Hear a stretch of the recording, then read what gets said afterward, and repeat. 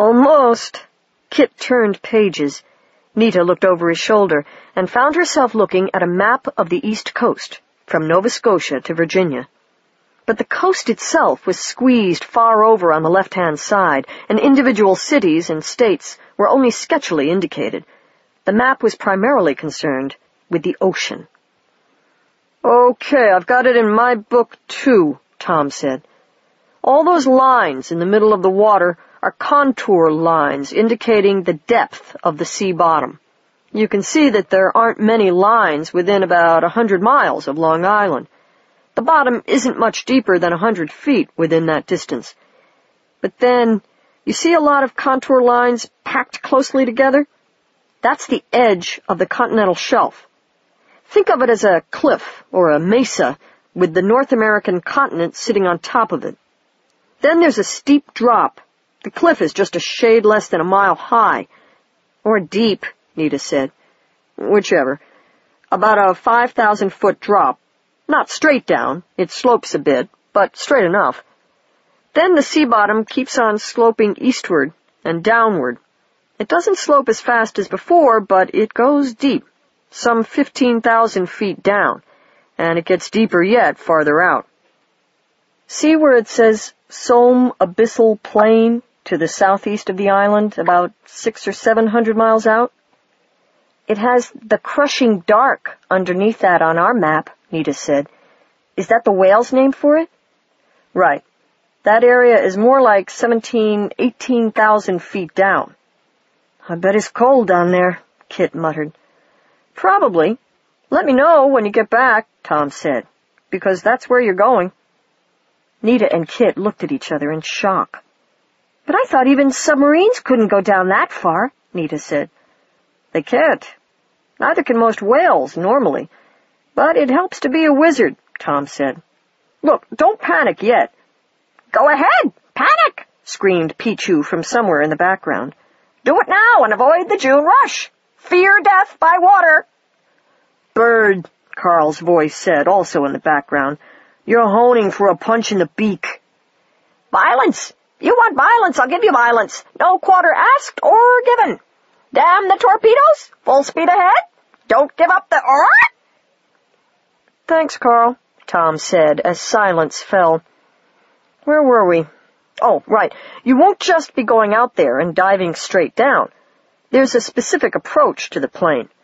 Look back closer to the island and you'll see some contours drawn in dotted lines. Hudson Channel, Nita said. Right. That's the old bed of the Hudson River, where it used to run 100,000 years ago, while all that part of the continental shelf was still above water. That old riverbed leads farther southeast to the edge of the shelf, and right over it, there was quite a waterfall there once. See the notch in the shelf? Yeah, Hudson Canyon, it says. The Gates of the Sea, said Tom. That's the biggest undersea canyon on the East Coast, and probably the oldest.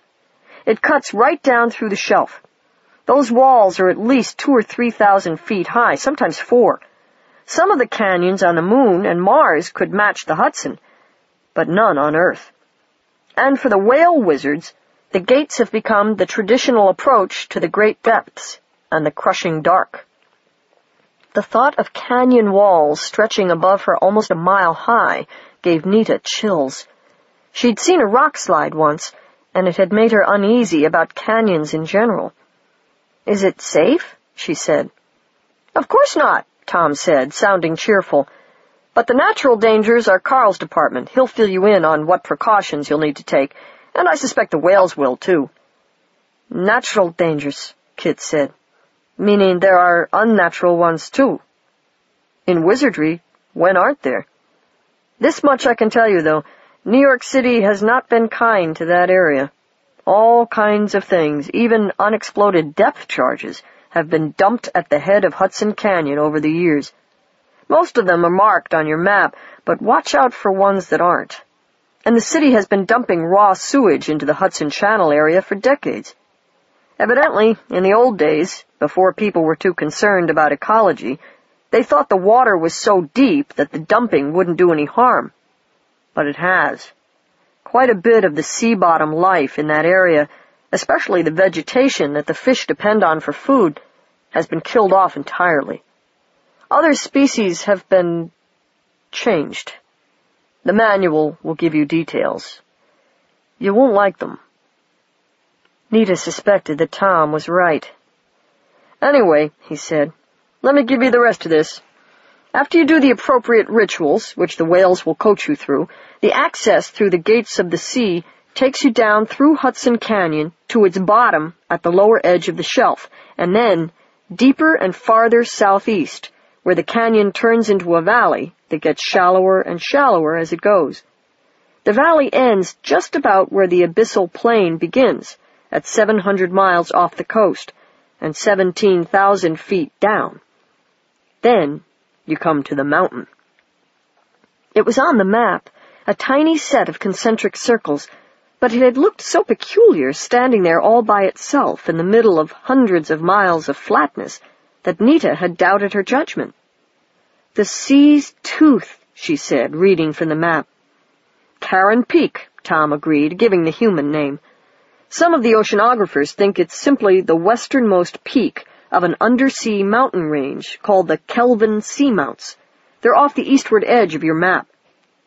Some think otherwise.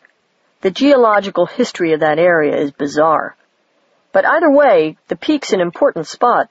And impressive. That one peak is 6,000 feet high. It stands up sheer from the bottom, all alone, a third as high as Everest. 5 Empire State Buildings on top of each other, Kit said, awed. He liked tall things. A very noticeable object, Tom said. It's functioned as landmark and meeting place and site of the whales' great wizardries for not even they know how long. Certainly since the continents started drifting toward their present positions, at least 100,000 years ago. And it may have been used by other sorts of wizards, even earlier than that. There's some interesting history in that area, tangled up with whale wizards and human ones, too.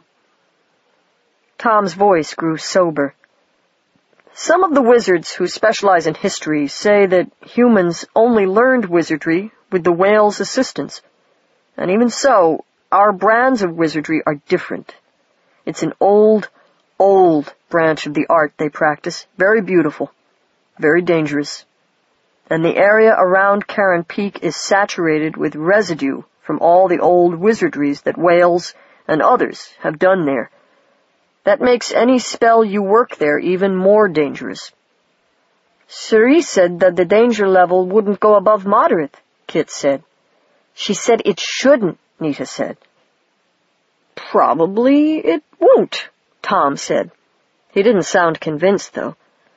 You should bear in mind that the danger levels for humans and whales differ. Still, the book said she was about to be promoted to advisory status, so she would know that. All the same, you two keep your eyes open. Watch what agreements you make, and if you make them, keep them, to the letter.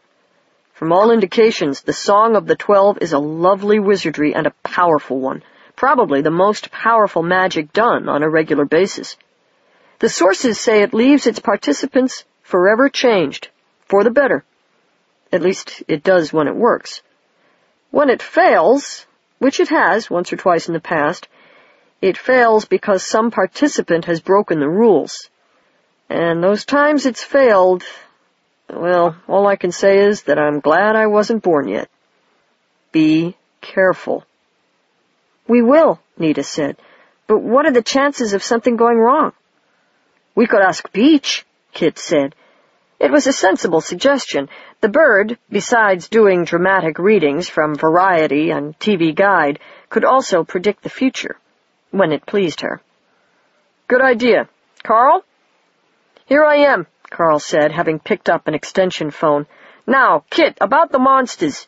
Carl, put that on hold a moment. What does the Walter Cronkite of the bird world have to say about all this? I'll find out. Monsters? Nita mouthed at Kit. Listen, she said hurriedly to Tom. I'm going to get off now. I've got to be around the house when my folks leave so they won't worry about my little sister. Why? Is she sick? No, but that's the problem. Tom, I don't know what to do about Dayreen. I thought non-wizards weren't supposed to notice magic most of the time. I'm not sure it's working that way with Dairine. I think she's getting suspicious. We'll talk. Meanwhile, Carl, what does the bird say? Oh, it is a splendid thing to be a pirate king. Pichu was singing from somewhere in Tom's living room. Pichu! What's the matter? Don't you like Gilbert and Sullivan? I told you we should never have let her watch pirates on cable, Tom remarked to his partner. Twice your peanut ration for the week, Carl said. And I did the deed that all men shun. I shot the albatross. You're misquoting. How about no peanuts for the rest of the week? Pieces of 8. Pieces of 8. How about no food? There was a pause. It didn't take Nita much imagination to picture the look that Carl was giving Pichu. She was glad no one had ever looked at her that way. Give. Well.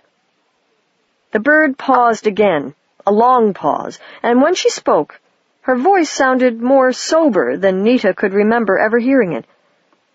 Do what the knight tells you. Don't be afraid to give yourself away. And read the small print before you sign. Kit glanced at Nita with a quizzical expression. She shrugged. At the other end of the line, sounding exceptionally annoyed, Carl said to Pichu, You call that advice? We asked you for the odds. Never ask me the odds, Pichu said promptly. I don't want to know. And neither do you, really.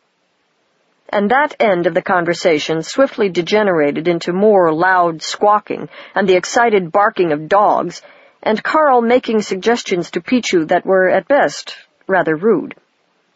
Thanks, Nita said to Tom. I'll talk to you later. She squeezed out of the phone booth and passed Dog, who growled at her as she went. Behind her, Kit said, in entirely too cheerful a tone of voice, So, Carl, what about the monsters? Nita shook her head and went home. The Blues Song. Giant man-eating clams, she said to Kit later as they walked down an isolated stretch of Tiana Beach toward the surf. Giant squid. Krakens, Kit said. I don't care what you call them, they're still giant squid. And squid belong in sushi. I don't like this. With luck, we won't see any of them, Carl says. When have we ever had that kind of luck? Besides, Neats, even you can outrun a clam. Cute, she said. They splashed into the water together, glancing up and down the beach as they did so. No one was in sight, and they had left Ponch up in the dunes, looking for a good place to bury the remains of his latest water rat. Look, Nita said, pointing. Several 100 yards out, there was a glitter of spray, and sunlight glanced off the curved, upleaping body of a dolphin, as if from an unsheathed, upheld sword. Wild, merry chattering, a dolphin's laughter, came to them over the water as the leaping shape came down with a splash and another shock of spray. Hot shot, Kit said. Let's go. They struck out through the breakers, into water that was again surprisingly warm. This time Nita wasn't able to enjoy it quite as much. The thought of undersea volcanoes was much with her. But even she couldn't be depressed for long when they paused to rest a moment, dog-paddling, and from behind came the nudge in the back she remembered, followed by a Delphine laugh. You rotten thing, she said, turning to rub Hotshot affectionately. I'm going to get you for the first time you did that. You'll have to catch me first, Hotshot said with a wicked chuckle, as well he might have, for nothing in the sea, except perhaps a killer whale or one of the great sharks on the hunt, was fast enough to catch a dolphin that didn't want to be caught. Where's Sri? Kit said. Out in deeper water, by the Maid Rock. Neat's change could be done right here, but the kind of whale you're going to be would ground at this depth, Kit. Take hold. I'll tow you. The fishing platform was once more covered with seagulls, which rose in a screaming cloud at the sight of Kit and Nita and Hotshot. I'll meet you later, out at sea, Hotshot said, leaving them beside a rusty metal ladder that reached down into the water.